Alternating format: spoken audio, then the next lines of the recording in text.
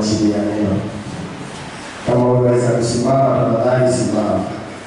Tuheshimu huyu Mungu kwa maana ndiye anatufikisha hapa.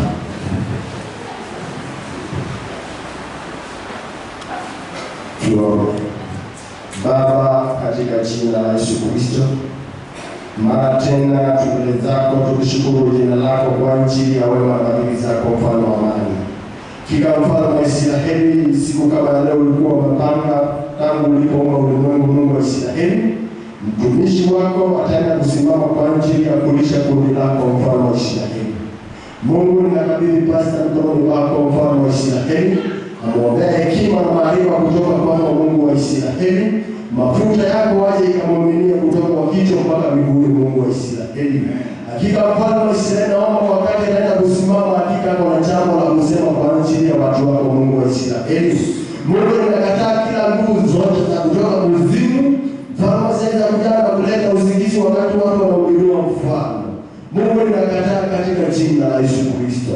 Mungu, naomba mfalme wa Israeli, na langu wacha nikaweze kubadilisha watu wako, wacha nikaweze kuleta mahusia kwa ajili ya watu wako, Mungu wa Israeli. Mungu, nina imani ya kwamba kila mmoja ambao ameingia mahali hapa, kwa maana lako linasema tukiingia na tukitoka tutakuwa tumebarikiwa, na imani ya kwamba watu wako wataenda kubarikiwa katika jina la Yesu Kristo. Wewe ni Mungu na unabaki kuwa mfalme. Mungu, simama pamoja na pasta wakati anapoanza mahubiri, wale ambao watakaii hukumu, Mungu wa Israeli, kutaka kila mmoja na haja zake, mfalme. Hata wale wa mtandao, mfalme wa Israeli, usiwapite Mwokozi ukitukumbuka, mfalme. Hata wao wakumbuke, na ni katika jina la Yesu Kristo tunaomba na kuamini. Amen. Mungu akubariki sana. Bwana asifiwe. Wala tunaona happy new year. Karibu katika nyumba ya Bwana. Nashukuru. Majina yangu ni Mchungaji Julius Olamio Yaro, naokoka na mpenda Yesu kuwa mwokozi wa maisha yangu. Alipenda kwa sampenda akaniita, na sasa mimi ni mtumishi wake na kuhudumia kutoka kanisa la Thika Bible Baptist Church Mkogeni. Hapo ndio unapata neno la Bwana kutoka, na hata walio katika ukumbi huu, karibu sana tuweze kusikiza nini Bwana angetaka tuweze kujua. Niruhusu niseme ya kwamba leo ningependa kuweza kuzungumza kuhusu be a slave of righteousness, kuwa mtumwa wa haki. Kuwa mtumwa wa haki, be a slave of righteousness. Tunapoangalia haya maneno, jinsi gani mtu anaweza kuwa mtumwa katika haki, na ni jambo lililo nzuri na ni jambo la kupendeza. Lakini watu wengi tumeweza kuamua kuwa watumwa kwa maneno yasiyokuwa ya haki. Tumeamua kuwa watumwa kwa ulevi, ukahaba, wizi, udanganyifu na kadhalika.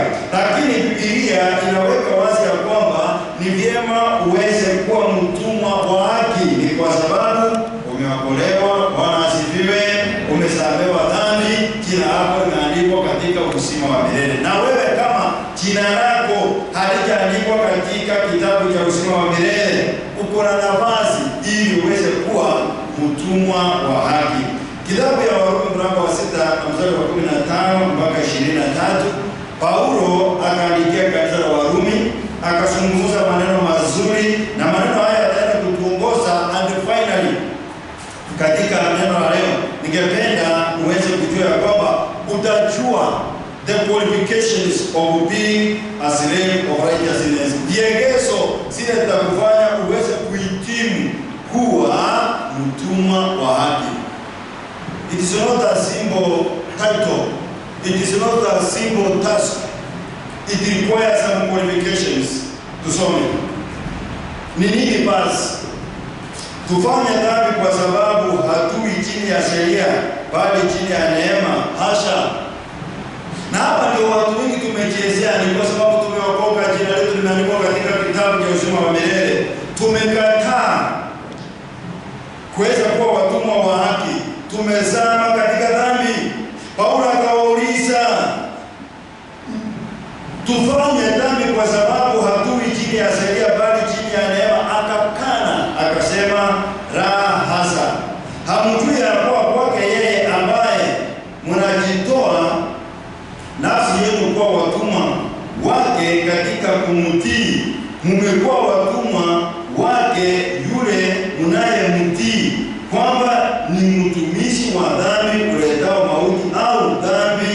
au kwamba ni utumishi wa utii uletao haki. You must have a right. Uwezi kuwa tu unatembea ya kwamba haujakuwa mtumwa wa mali fulani. Aidha uwe katika mtumwa wa haki ama mtumwa wa dhambi. Uwe mtumwa wa Yesu Kristo au uwe mtumwa wa Shetani. Bwana asifiwe. Uwe umeokoka ama hujaokoka. Hakuna kuwili, hakuna.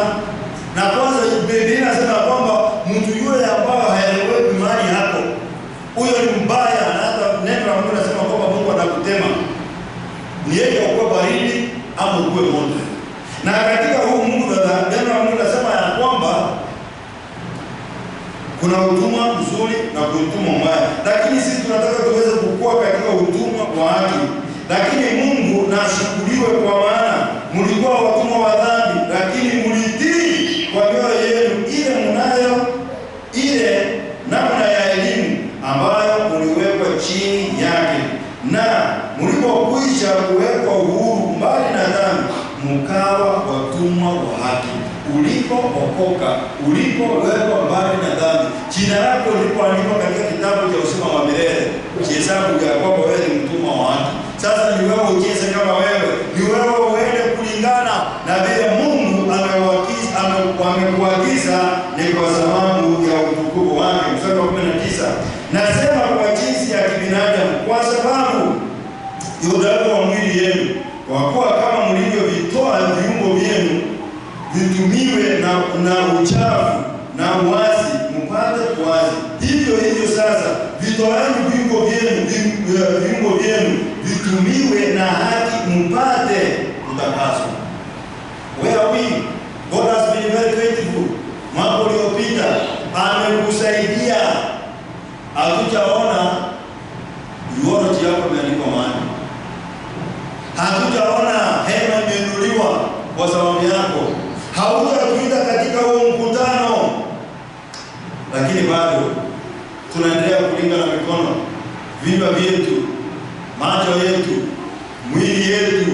Hatuvitumii vizuri. Hatujavifanya kuwa vitumwa kwa sababu ya haki. Siku ya leo, my brother, my sister, tunapoendelea kuitana mbinguni ifunguke kwa ajili yetu.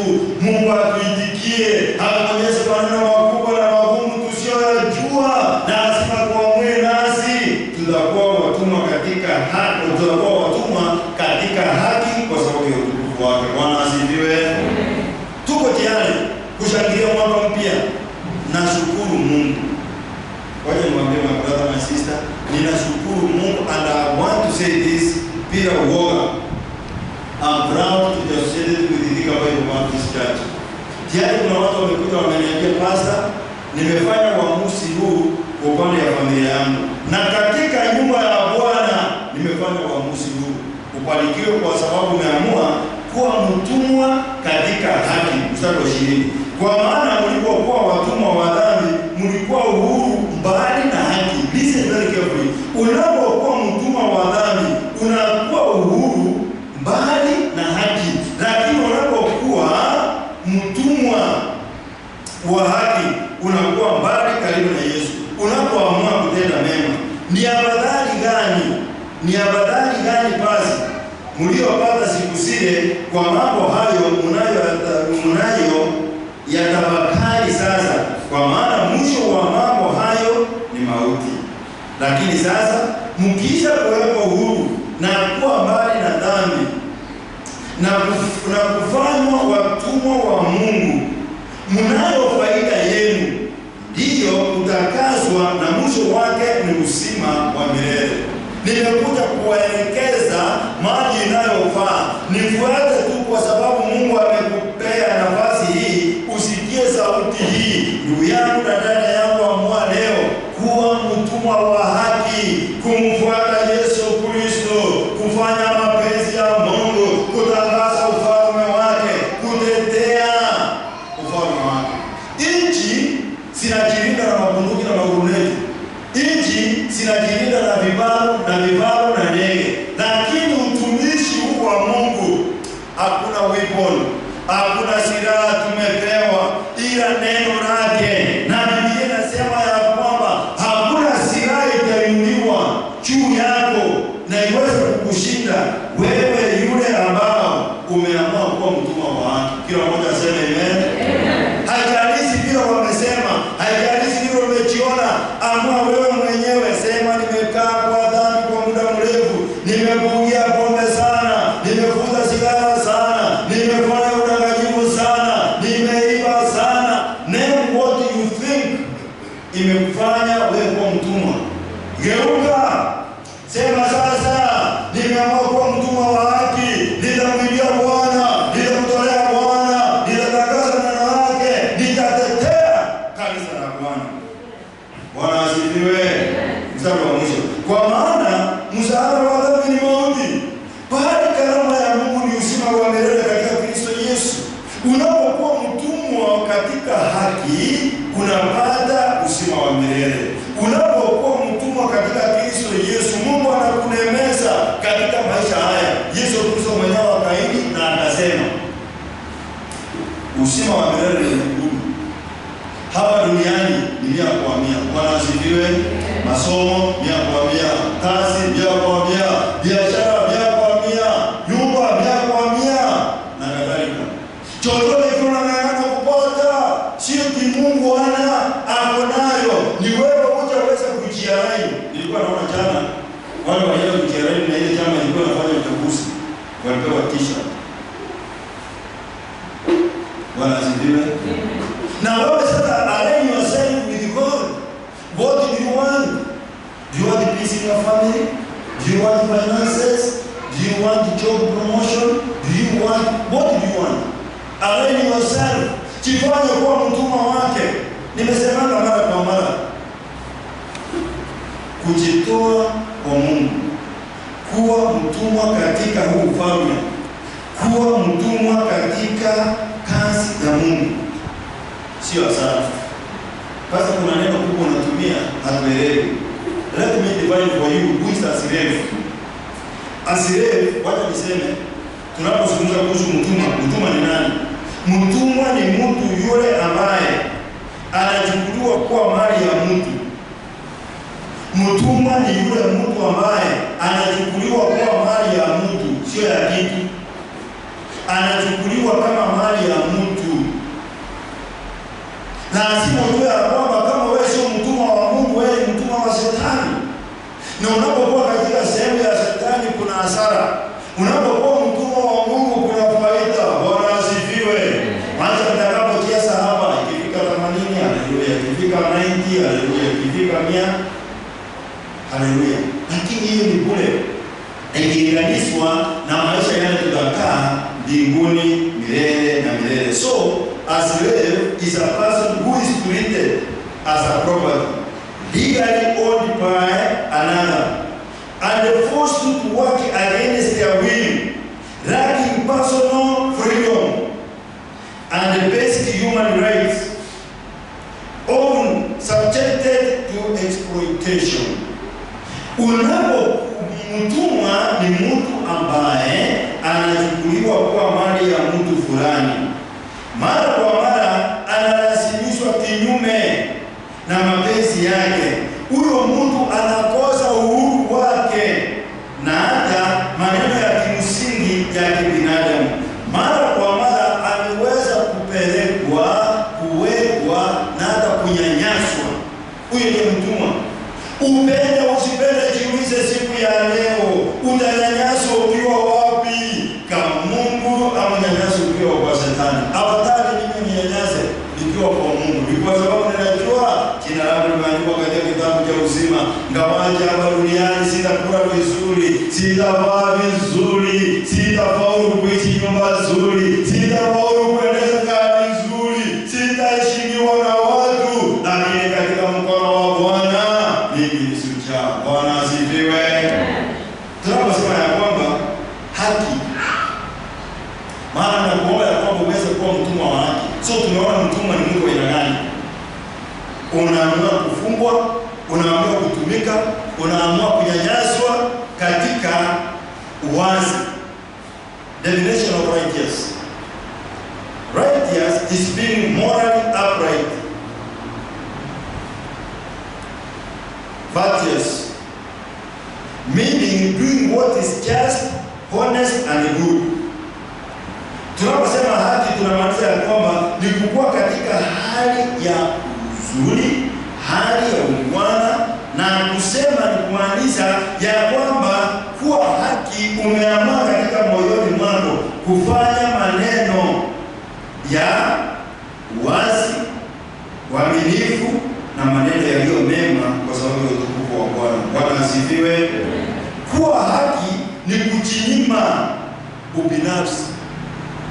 Kuwa haki ni kujinyima ubinafsi. Unajua mara kwa mara ile kitu kilifanya shetani akafukuzwa kutoka mbinguni, aliweza kuwa na ubinafsi sana.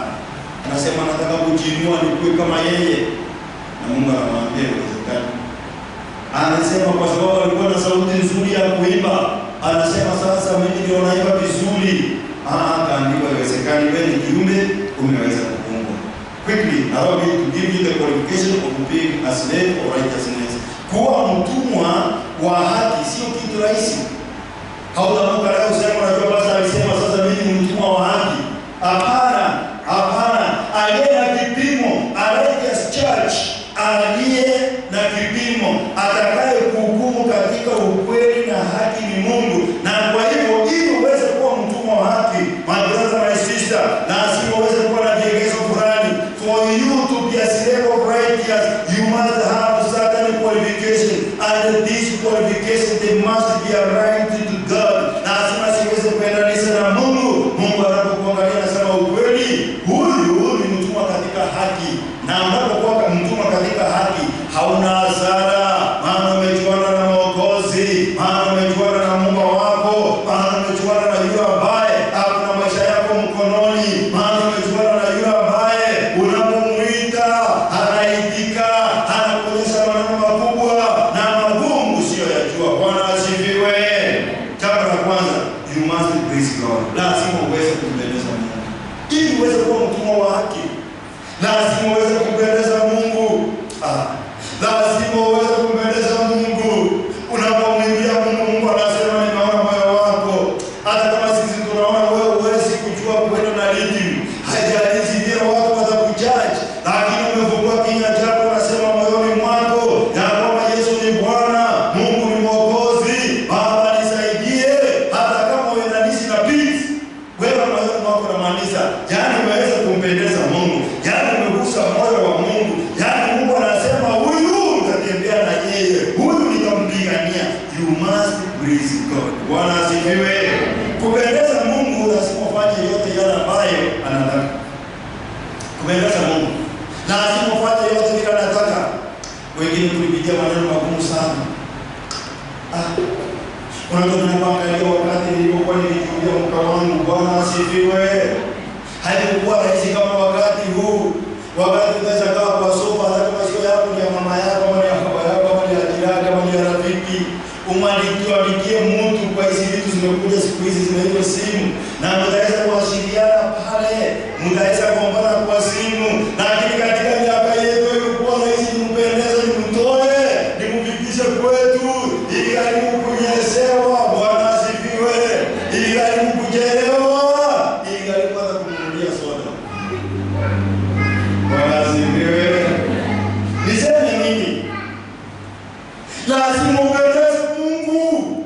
Jinsi ndio ulipendeza mwajiri wako, jinsi ndio ulipendeza unaishi na yeye, jinsi ndio unajaribu kupendeza watoto wako, lazima uweze kupendeza Mungu. Na unapopendeza Mungu, lazima uweze kufanya yote yale ambayo anataka.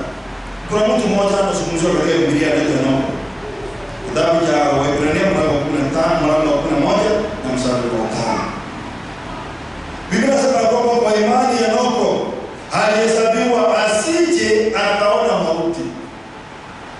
Kwa imani Enoko alihesabiwa asije akaona mauti. Wala hakuonekana, kwa sababu Mungu alimwamisa. Maana kabla ya kumwamisa, hapa ndio maneno yako. Maana kabla ya kumwamisa alikuwa ameshuhudiwa kwamba amempendeza Mungu. Bwana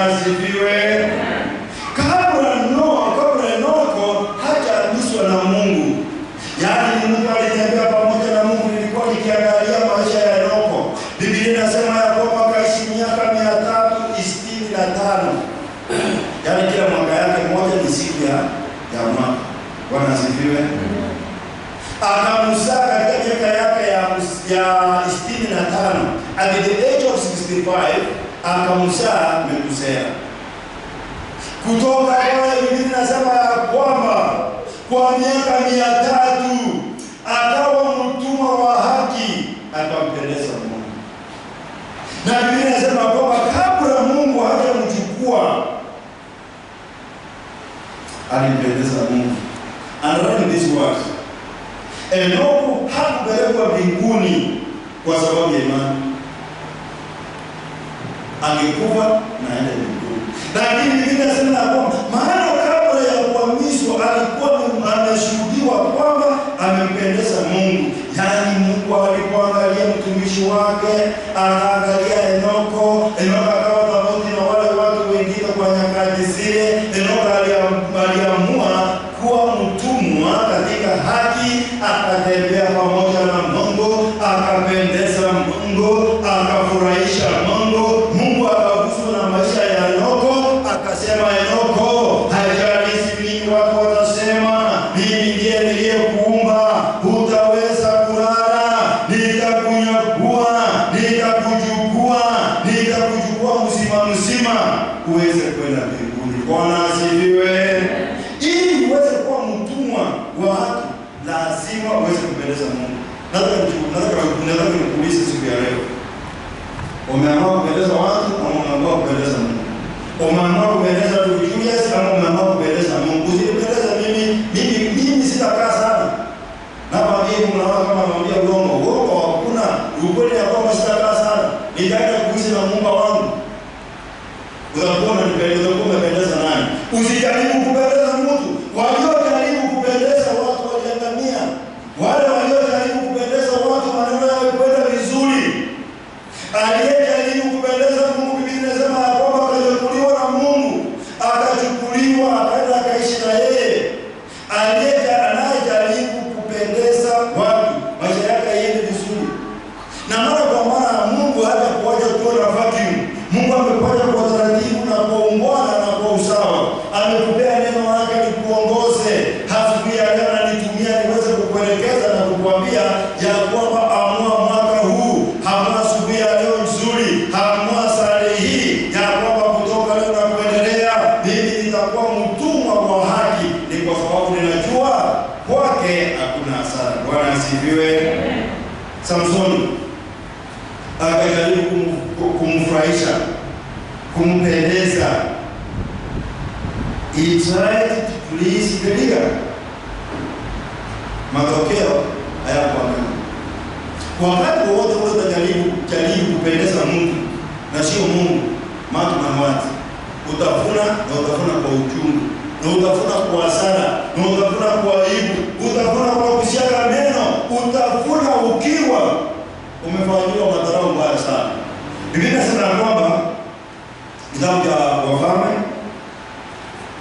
Waamuzi, it is Waamuzi chapter 16 verse 4 to 21. I'll read very quickly because of the interest of time.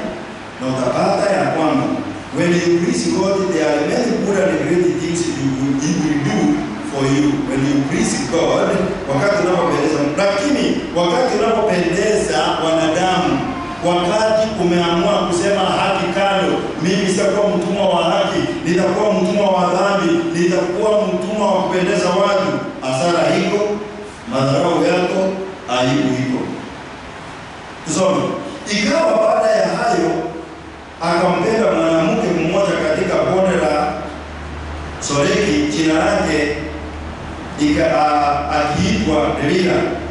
Nao wakuu wa Filisti wakamwendea wakamwambia, "Mpendeleze upate kujua asili ya nguvu zake nyingi na jinsi tutakavyoweza kumshinda, tupate kumfunga na kumtesa, nasi tutakupa kila mtu fedha 1,100."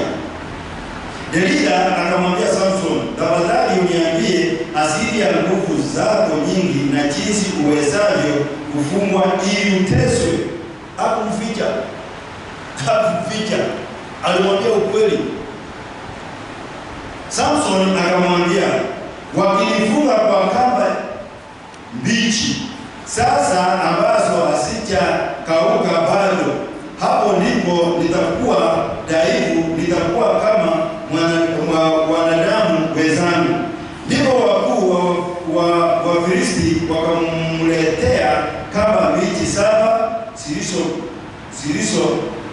zilizokauka, naye akamfunga nazo. Na yule mwanamke alikuwa na watu katika chumba cha ndani wakimwotea. Basi akamwambia, Samson, Wafilisti wanakujia. Ndipo akazikata zile kamba kama vile usi wa pamba ukatwavyo ukiguswa na moto. Basi hiyo asili ya nguvu zake haikujulikana. Samsoni alipokutana na Delila aliweza kutaka kujua nguvu zake. Na Samsoni alikuwa anaona na Mungu ya kwamba usiambie mtu siri ya nguvu zako zinatoka wapi. Lakini kwa sababu alitaka kumpendeza, ili uweze kuwa mtumwa wa haki, for you to be a slave of righteousness, you must please God. Akasema, Mungu kaa kando, mimi nitamfurahisha, nitampendeza Delila. Kwa hivyo Delila akataka kujua siri ya nguvu zake ili Wafilisti wenzake waweze kumuua. Lakini anasema kwamba mara ya kwanza Samsoni akanyang'anyana. Delila akamwendea Samsoni, tazama, umeniasi na kuniambia uongo. Sasa tafadhali niambie, waweza kufungwa kwa kitu gani? Mstari wa 11 akamwambia, wakinifunga tu kwa kamba mpya ambazo mtu hakufanya kazi nazo, hapo ndipo nitakuwa dhaifu, nitakuwa kama wanadamu wenzangu. Basi Delila akatua kamba mpya akamfunga nazo, akamwambia, Wafilisti wanakujia Samsoni. Na wale wenye kuotea walikuwa katika chumba cha ndani, naye akasikata akasitupa kutoka mikononi mwake kama usi. Mara ya pili, mara ya tatu, Delila akamwambia Samsoni, hata sasa umenidhihaki, umeniambia maneno ya uongo. Niambie sasa, waweza kufungwa kwa kitu gani? Akamwambia, ukivifuma ili visusi 7 vya nywele za kichwa changu katika mtande wa nguo. Basi akazifunga kwa msumari. Akamwambia Samsoni, Wafilisti wanakuja. Naye akaamuka usingizini, akaung'oa ule msumari na ule mtande. Mwanamke akamwambia, wawezaje kusema na kupenda na moyo wako hauko pamoja nami? Umenidhihaki mara hizi 3, wala hukuniambia asili ya nguvu zako nyingi. Ikawa kwa vile alivyomsumbua kwa maneno yake kila siku na kumuudhi, roho yake ikadhikika hata kufa. Ndipo alimwambia yote yaliyokuwa moyoni mwake. Akamwambia, wewe haukupita juu ya kichwa changu kamwe, maana mimi nimekuwa mnadiri wa Mungu tangu tumboni mwa mama yangu. Nikinyolewa ndipo nguvu zangu zitanitoka, nami nitakuwa dhaifu, nitakuwa kama wanadamu wenzangu. Bwana asifiwe. Nataka kuonyesha ya kwamba ili uweze kuwa mtumwa wa haki lazima upendeze Mungu. Wale waliojaribu kupendeza watu waliaibika. Kwake Mungu hakuna kuaibika. Walidharauliwa, kwake Mungu hakuna kudharauliwa. Hawakuweza kufaulu, bali waliumia. Ukitaka kufaulu, mpendeze Mungu, kuwa mtumwa wa haki. Biblia inasema kwamba mara ya kwanza akadanganya na Samsoni, mara ya pili, mara ya tatu, mara ya 4 akasema ukweli. Tuone matokeo. Imefika mstari wa 18. Delila alipoona ya kuwa amemwambia yote yaliyokuwa moyoni mwake, akatuma watu akawaita wakuu wa Wafilisti akisema, njooni huku mara hii tu, maana ameniambia yote aliyo nayo moyoni mwake. Ndipo wakuu wa Wafilisti wakamwendea, wakachukua ile fedha mikononi mwao, naye akamurasa usingizi magotini pake. Kisha akamwita mtu, akavinyoa vile vizungi 7 vya nywele za kichwa zake, akaanza kumsumbua nguvu zake zikamtoka. Kisha akasema, Samsoni, Wafilisti wanakuja. Akaamuka katika usingizi wake akasema, nitakwenda nje kama siku nyingine na kujinyoosha. Lakini hakujua ya kuwa Bwana amemwacha. Wakati utakapoamua maishani mwako utapendeza watu, huwezi kuwa mtumwa wa haki, na Mungu mahali pale amekuacha. Alipomwacha Samsoni, matokeo yalikuwa namna gani? Wafilisti wakamkamata, wakamng'oa macho, wakateremka naye mpaka Gaza, wakamfunga kwa vifungu vya shaba, naye alikuwa akisaga ngano katika gereza. Bwana asifiwe.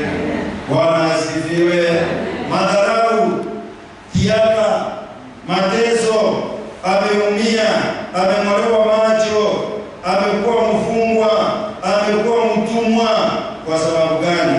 Kwa sababu tu moja, alikataa kuwa mtumwa wa haki, akakataa kumpendeza Mungu, akasema atapendeza dunia. Na hapo ndio watu wengi mambo yameanza vizuri. Mungu akutiana anasema, niite nitaijika, nitaonyesha maneno makubwa na magumu msiyojua. Bado wewe umesema nikienda kanisani kutana, sijui bwana yangu, sijui watoto wangu, sijui majirani wangu, sijui rafiki yangu. Rahasha.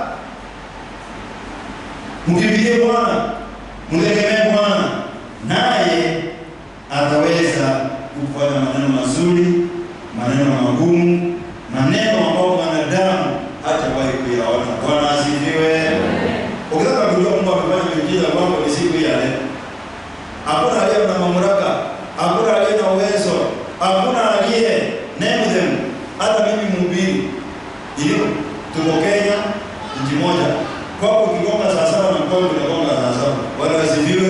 Yaani kwa Mungu sisi tuko sawa. Lakini sasa we have taken ourselves, we are inferior. Sasa mbele ya jambo hili, you must have faith in God. Second qualification, ili uweze kuwa mtumwa wa haki, for you to be a slave of righteousness, you must have faith in God. Having faith in God completely, that makes you to be a slave of righteousness. Ukiweka imani yako katika Mungu, unakuwa mtumwa wa haki. Mungu anaangalia hivi, anasema ndugu Daudi, uko imani yako iko kwangu, tutakuongeza masiku. Bwana asifiwe. Mungu anaangalia, anasema ndugu Daudi, imani yako iko kwangu, nitakusikia, nitakujibu. Hata nikwambie, kama kuna kitu kibaya, kama kitu kibaya, na Mungu hapo ndio wivu yake inawaka kama moto, ni wakati unatoa imani yako kwake. Yaani Mungu anaangalia, anasema, wewe Mungu wewe, nilikuumba, nimekulea, hata mimi ulio nayo sababu yake hujui, hata hujui ndio kuangalia nini kesho, ndio umeniacha. Kwa imani yako iko kwangu, umeipeleka kwa mwanadamu. Nimekuja kuangazia siku ya leo, usiweke imani yako katika mimi kama mhubiri. Bwana asifiwe. Mimi ni chombo tu ninayotumika kuletea neno la Bwana wetu Yesu Kristo. Nikwambia okoka. Kii katika kinywa chako ya kwamba Yesu Kristo ni Bwana Mwokozi wa maisha yako. Aliye wa kuaminiwa, aliye wa kutegemewa, aliye wa kukimbiliwa ni Mungu wetu asiye juu mbinguni. Bwana asifiwe. Unapoamka kila asubuhi, nami naamka naambia Mungu, nionyeshe mapenzi yako. Mungu, nitaamini kufuate. Having faith in God completely, that makes you to be a slave of righteousness. And remember, sasa ngoja kusema hili jambo. When you are a slave of righteousness, you are the enemy of the devil. Unapokuwa mtumwa wa haki, wewe ni adui wa shetani. Chezea hii uwanja. Sema, mimi ni mtumwa katika haki, shetani wewe ni adui yangu, utafaulu. Bwana asifiwe. Tuangalie mmoja anaitwa Nuhu. Nuhu, huyu ni jamaa, Biblia inamtaja mzee wa imani. Inchi mali ilikuwa imefika, haikuwa imenyesha. Inchi mali ilikuwa imefika, haikuwa inaonekana ya kwamba mbingu inalia, mbingu inanyesha, maji yanamwagika kutoka mbinguni. Na sasa Mungu anamwambia atengeneze safina.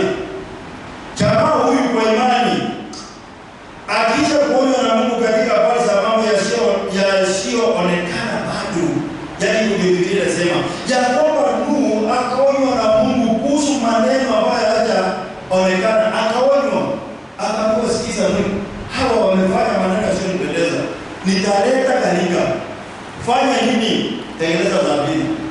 Nuhu akaanza kutengeneza zabina. Ni wangapi hapa watatengeneza zabina? Wengi wetu tuko kama Tomaso. Wengi hapa tunasema mtabarikiwa, bado tunasema mtabarikiwa aje. Mimi nimebarikiwa, yule ambaye amekwambia amebarikiwa. Bwana asifiwe. Ukinuka jinsi amebarikiwa, niko na miaka zaidi ya 50. Bwana asifiwe. Ukiniambia kile nimebarikiwa, wala tuliozaliwa nao wengine wamekuwa, mimi ni faraji. Nini ndio nataka nikwambie? Bwana asifiwe. Mungu anabariki. Watu tukiingia katika kitabu cha Waebrania huko Hebrews chapter 11 verse 7. Kwa imani Nuhu akisha kuonywa na Mungu. Asante. Kwa imani Nuhu akisha kuonywa na Mungu katika habari za mambo yasiyoonekana bado, kwa jinsi alivyomcha Mungu, aliunda safina apate kuokoa nyumba yake, na hivyo akahukumu makosa ulimwengu, akawa mrithi wa haki ipatikanayo kwa imani. Bwana asifiwe. Akawa mrithi wa haki ipatikanayo kwa imani. Mtoto wa Mungu hakuwa ameona mvua. Mtoto wa Mungu hakuwa ameona gharika. Mtoto wa Mungu hakuwa ameona mbingu ikimwaga maji, lakini akaamini ya kwamba jinsi vile Mungu ameniambia, jinsi vile nimesikia hii sauti, nikashikiana nayo, nitaendelea nayo. Mungu ametuambia tumuite, bado hujaamini. Mungu amesema atakuitikia, bado hujaamini. Mungu amekwambia atakuonyesha maneno makubwa, bado hujaamini. Atakuonyesha namna gani? Mungu stay forward of faith. Chukua hatua ya imani, sema Mungu, nitakuwa mtumwa wa haki, nitakuwa na kuamini. Umesema niite, ngoja tusungue Mungu kwa kumwita. Bwana asifiwe. Hata tuitikia. Sometimes thank your God literally, thank your father. Niko na kijana yule mjana wangu mdogo. Sasa zingine naonanga kama anataka hiyo business. Maana nataka kumwambia hii raundi hii swimming wenu. Raundi hii swimming wenu mark mawati. Ikiwa siku moja siku mbili atakuja na nini? Unajua nani ameona ni wale nimebakia. Hiyo ni kumaanisha aje toa. Bwana asifiwe. Nada Mungu wetu ametuahidi tukuwe na imani kwake, ya kwamba jinsi vile ametuomba tumuite, tusikose kumuita. Nimewaambia usianze siku bila maombi, usimalize siku bila maombi. Bwana asifiwe. Usiweze kuruhusu watu wa kuitania. Unajua naambianga watu hapa ya kwamba unapoleta ombi kama hivi sasa nimeona hapa, the best language kwa wasomi wa Kiingereza, I don't pray for people, I pray with the people. Naomba na watu kwa sababu kuna kile unataka na unakiombea, na ninapoingia katika nyumba yako ya siri na kutana mbinguni kwa hao watu Mungu amenipea, ninakumbuka dada alisema anataka nyumba, dada alisema anataka kazi, ndugu alisema anataka amani, ndugu alisema anataka promotion. Bwana asifiwe. Kitabu cha Waebrania mlango wa 11 na mstari wa 6. Uelewe na ufahamu neno hilo. Na ndio mstari unatuongoza katika kanisa hili. Sio kwa mwaka, inatuongoza tunapongojea kurudi kwa Yesu Kristo. Sisi we approach God by faith. Sisi tunaenda kwa Mungu kwa imani ya kwamba Mungu atatusikia, atatushughulikia, atatufariji, atatufuta machozi, atatuinua na kutuweka pale. Naambia kwa watu kwamba always pray. Naomba ya kwamba Mungu nisaidie katika maisha haya. Tumetoahidi 100%. Niendeze gari nzuri, nivae vizuri, kule vizuri, nikuwe na ushirikiano vizuri, niweze kunyenyekea kwa wakubwa kwa wadogo. Mimi nikuwe tu hapo katikati, bora maisha haya tunapomngojea. But kuna kitu namwambia God help me to maintain the status quo. Bwana asifiwe. Yaani kwa hiyo Mungu amekuinua amekufikisha. Sio tu kusema niinue, hata unamwambia Mungu nisaidie. Ni wangapi walikuwa juu sasa wako chini? kuingiza. Sasa anaitwa kukaa, anaitwa soso. Sasa anaitwa mume, sasa anaitwa mke. Sasa anaitwa mwanafunzi wa secondary, sasa anaitwa mwanafunzi wa university. Mungu nisaidie, ni wakati wameingia university wakatoka, ni wakati wameingia secondary na wakumaliza. Yaani mahali huko, hata mahali unafanya kazi, hata mahali unasimamia, God help me to maintain the status quo. Hebrews 11:6. Lakini pasipo imani haiwezekani kumpendeza.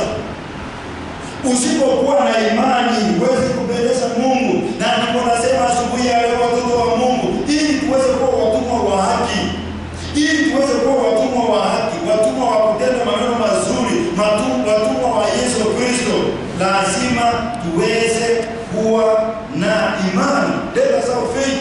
Kwa maana mtu amwendeaye Mungu lazima amini kwamba yeye yuko. Na sasa ndio kuna watu ambao kumwabudu katika nyumba ya Bwana, na wale tunaungana nami, na wale wanaungana nami katika mtandao. Bado ni Tomaso, Mungu wako ama yuko? Kama unajiuliza hilo swali, hakuna kitu kinajibiwa. Bwana asifiwe. Hakuna kitu Mungu atakufanyia. Lakini sema hapo unamchukua literally. Bila sema namna gani? Kwa maana mtu amwendeaye Mungu lazima amini kwamba yeye yuko, na kwamba uwapa thawabu wale wamtafutao. Uwapa thawabu wale wamtafutao.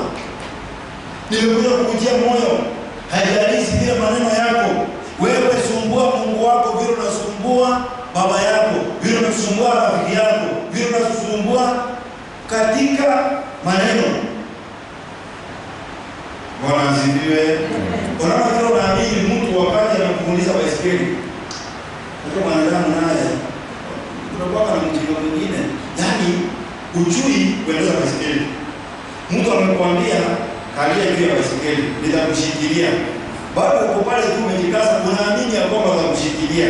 Sasa hivyo ndio tunastahili kuamini ya kwamba hata Mungu wetu huyu tunapoenda kwake, huyu tumeamua kwa watumwa wake, tukiamini, tukienda kwake, faida ni kwetu, sio kwake. Bwana asifiwe.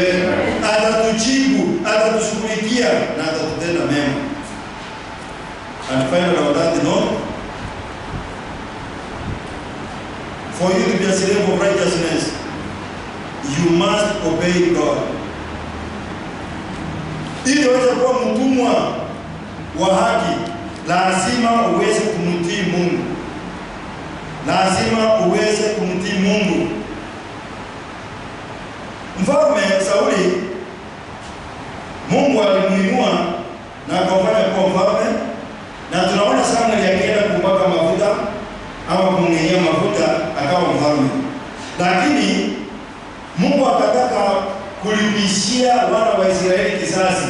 Kwa hiyo wakati walikuwa wanatoka utumwani wakienda Kanaani, Wameleki waliwasumbua sana, waliwapiga sana, waliwatesa sana. Sasa wakati Mungu aliwasaidia wao Wameleki wakaingia katika nchi ya Kanaani, Mungu akaambia mfalme Sauli, Sauli, si mimi nilikuita, mimi ndio niliotumana ukawa mfalme.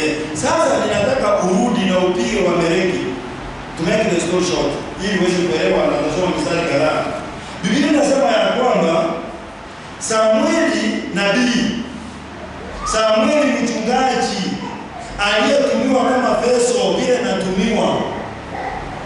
Samueli wakati ule ndugu Julius wakati ule anaeleza neno la Mungu na kuambia vile Mungu anataka muweze kufanya, na bado mko na vitu vingi. You don't want to obey. For you to be a slave of righteousness, ili wewe kuwa mtumwa wa haki, lazima uweze kumtii Mungu, sio mwanadamu. Bwana asifiwe. Samuel akaenda kwa Sauli akamwambia, sasa Mungu anataka kulipishia wana wa Israeli kisasi. Akamwambia, nenda ukapige Wameleki. Ni kwa sababu waliwasumbua mlipokuwa mkitoka Misri. Alipomwambia hivyo na akampea masharti, akamwambia, utakapoenda uwapige Wameleki na uharibu vitu vyao vyote. Those were the instructions. Mstari wa 3. Basi sasa endelea kuwapiga Wameleki. Niko katika kitabu cha 1 Samuel chapter 15. Verse 1 to 23, but I will skip a lot of verses and I will read a lot of verses. Bwana asifiwe. kwa sababu ya muda. Nimefika mstari wa 3. Basi sasa nenda ukawapiga Waamaleki na kujaribu kabisa vitu vyote walivyo navyo. Thank you. Wala msimwachilie bali waueni wanaume na wanawake, mtoto naye anyonyaye, ng'ombe na kondoo na ngamia na punda. Yaani waliambiwa kwamba mkifika kwa Waamaleki mwalimu, for you to be a slave, ili uweze kuwa mtumwa wa haki, lazima uweze kumtii Mungu. Na neno la Mungu likamwambia Sauli, sasa amepewa masharti. Sauli akaamka na watu wake, akajipanga. Hakuenda na watu wachache. Mungu alimwandaa, alienda na watu wengi sana. Na walipofika pale, wakawapiga Waamaleki. Na walipowapiga Waamaleki, wakapata mfalme wao alikuwa akiitwa Agagi. Ndivyo mstari wa 7 na 8. Sauli akawapiga Waamaleki toka Avila uendapo shughuli unaokabili Misri. Akamkamata Agagi mfalme wa Waamaleki yu hai, akaangamiza hao watu wote kwa upanga. Hakuambiwa akifika pale apate mfalme Agagi amwachilie. Agagi alikuwa ni mtu mume, na alikuwa ameambiwa ya kwamba wanaume wote, wanawake wote, watoto wote na mali yao yote. Sauli, he was not a slave of righteousness. Sauli hakuwa mtumwa wa haki. Alisikia, Mungu akampea uwezo, akaingia kwa Waamaleki waliokuwa na nguvu kuliko. Sasa yeye amewaua, lakini amefanya kosa moja. Amechukua mfalme Agagi akiwa mzima. Bwana asifiwe. Sio hiyo peke yake, akachukua na ng'ombe wanono, kondoo wanono na vitu vile vilimpendeza machoni pake. Maneno ikaendelea. Mungu akatuma Samueli tena, akamuuliza, ni sauti gani hii ninayesikia? Akamwambia, Bwana ulitusaidia tukafika pale, tukafanya maajabu. Wale watu tuliweza kuwaua, lakini tulipopata mfalme tulimleta kwa msimu. Akawataka mmoja na sauti ya wanyama, akasema tulipofika pale, wale wadhaifu, wale viwete tulipomaliza, lakini wale wazuri tulileta. Bwana asifiwe. Masharti ama what was the instructions? Wakifika pale waweze kuwa watu wote na vitu vyote, hawakuambiwa wachukue kitu. Niruhusu nisome mstari mchache.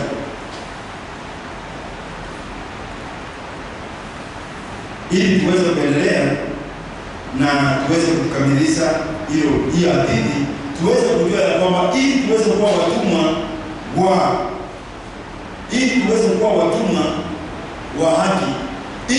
kuwa watumwa wa haki, lazima tuweze kumtii Mungu anayetuchunguza, naye kujua. Mstari wa 20, let us go to verse 20.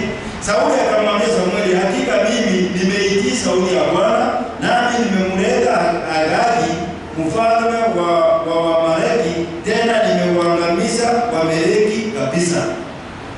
Mstari wa 21, ila watu waliteka nyara kondoo na ng'ombe walio wazuri katika vitu vilivyowekwa wakfu, kusudi wavitoe dhabihu kwa Bwana Mungu wako huko Gilgali. So ameanza kujielezea. Watu wote tulimaliza, lakini mfalme hakuwahi. Tulipofika pale tulipata hayo nimeelezea 22-23. Naye Samueli akasema, je, Bwana usipenda sadaka za kuteketezwa na dhabihu sawasawa na kutii sauti ya Bwana? Angalia. Niangalie watoto, niangalie wapendwa, niangalie watumishi wa Mungu, niangalie watoto wa Mungu. Mungu anapokuambia kitu, usijaribu kutafuta brandi. Amesema maliza.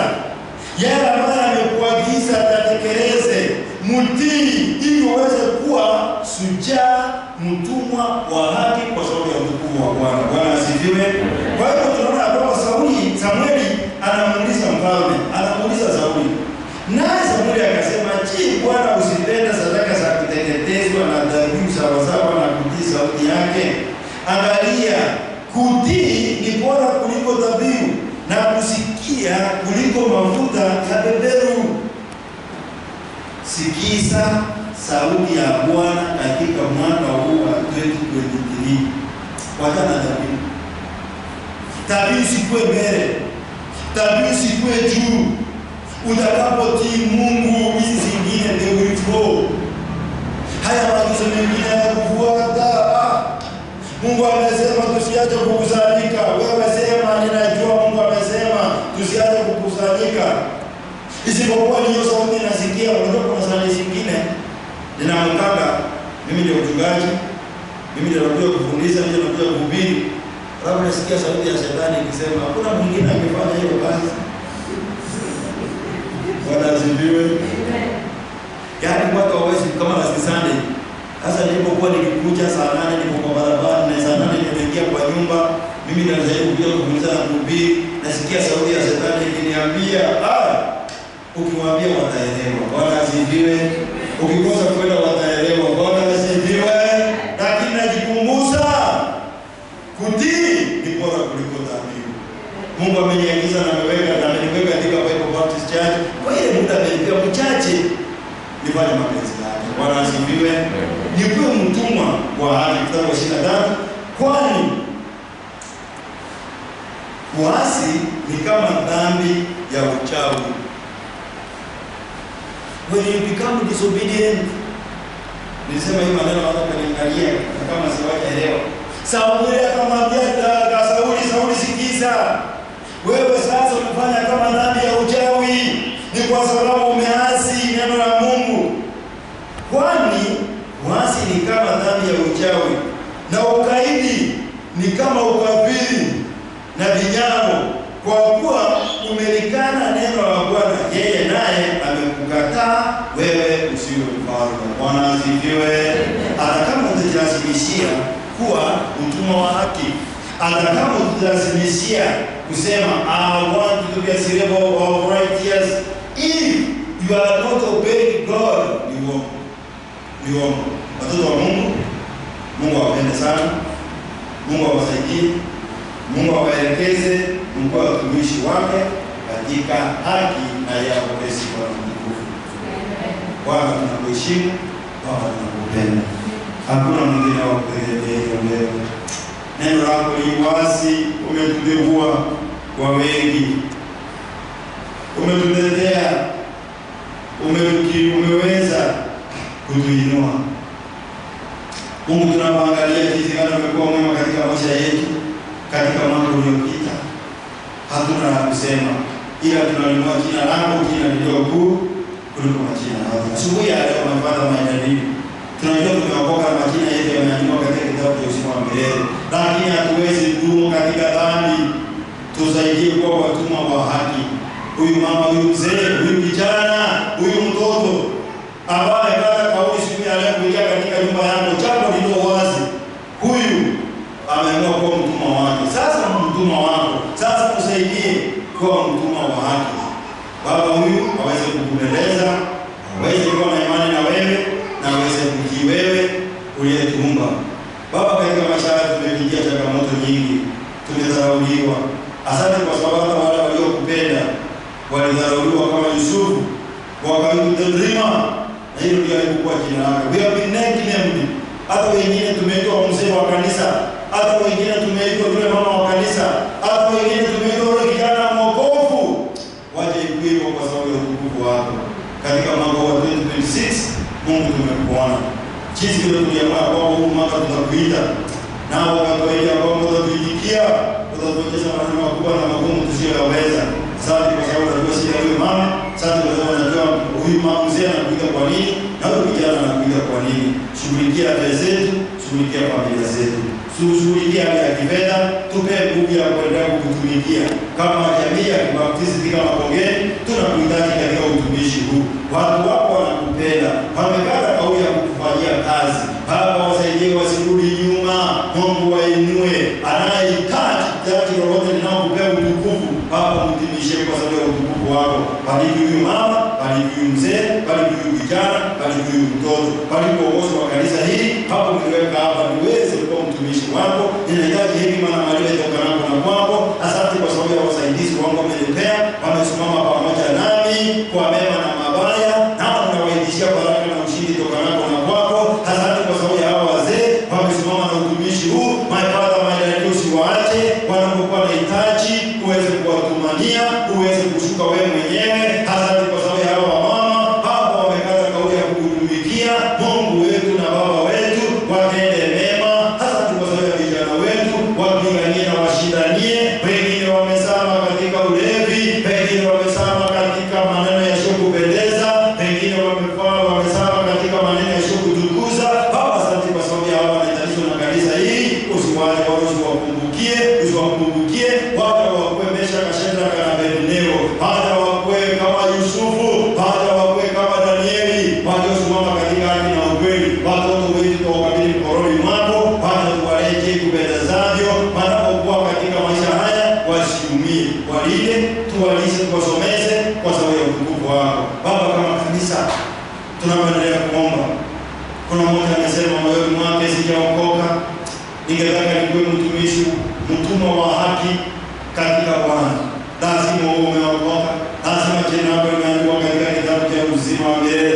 Ukiwa mtoto wa Mungu utakutumikia vizuri. Wengine sisi sote tumefunga macho. Niruhusu tu ambao amesema pastor, ningependa jina lako liandikwe katika kitabu cha uzima wa milele. Kuna mmoja amegundua kwamba yeye ni mwenye dhambi, lakini dhambi zake zilishindwa kule Kalvari. Zawadi ilitolewa bali Yesu Kristo akafa akachukua dhambi zetu. Sisi sote tumefunga macho, ni mkono wako tunaomba na wewe kwa sababu ya wokovu. Kwa sababu ya wokovu, asante. Kuna mmoja tukiwa katika ya maombi ya kusema, mchungaji, mimi nimeamua kumfanyia Mungu kazi. Nimeamua kupendeza Mungu. Nimeamua kuweka imani yangu katika Mungu. Nimeamua kutii Mungu. Simama niko pamoja na wewe, na Mungu ambaye anajua katika siri atashughulikia. Mungu anaye katika siri atakujaza. Asante kwa sababu ya kusimama. Wewe simama, tu wengine tukifunga macho, sio kupenda nafasi ya kufungua macho. Mimi peke yangu, asante. Asante. My Father who is in heaven,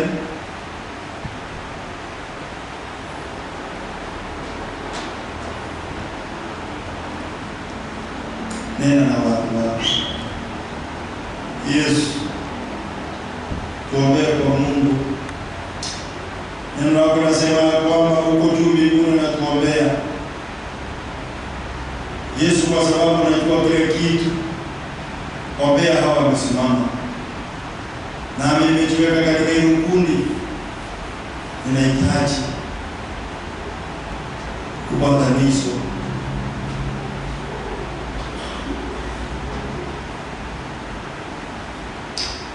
Asante kwa sababu wewe tunategemea. Najua ni jambo gani kufanya huyu ndugu dada akasimama. Baba msaidie. Baba mkumbuke. Mfariji. Uinuliwe na mdiwe, na tumeomba machache tukiamini katika jina la Baba na Mwana na Roho Mtakatifu. Amen. Mungu akubariki sana.